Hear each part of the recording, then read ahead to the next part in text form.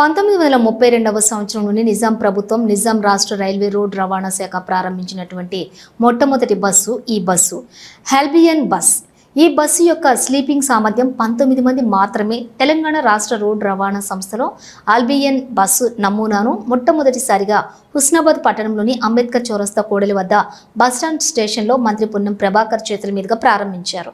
ఈ ఆల్బియన్ bus point Husnabad పట్టణానికి మణిహారంలా అందరినీ ఆకర్షించే సెల్ఫీ పాయింట్గా ఉందని అన్నారు.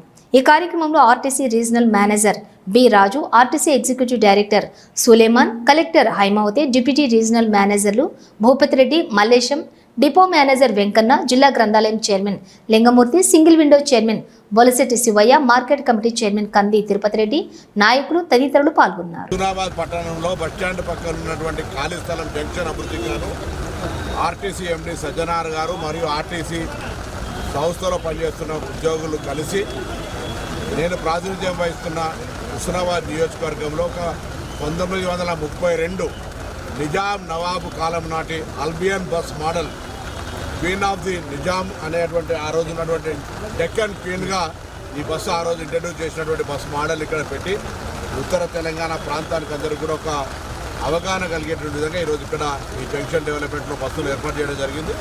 ప్రారంభోత్సవానికి చేసిన అధికారులకు, పెద్దలకు అందరికీ ధన్యవాదాలు.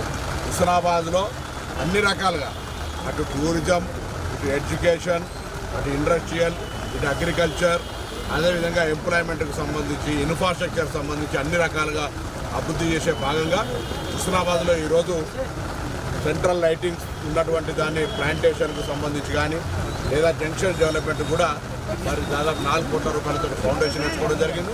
ఈ కార్యక్రమం ఆ కార్యక్రమం ద్వారా ఇంతకుముందు కొత్త పల్లె చెరువు దగ్గర కూడా ఒక 2 కోట్లతో అభివృద్ధి కార్యక్రమాలకు శంకుస్థాపన చేసుకున్నాం.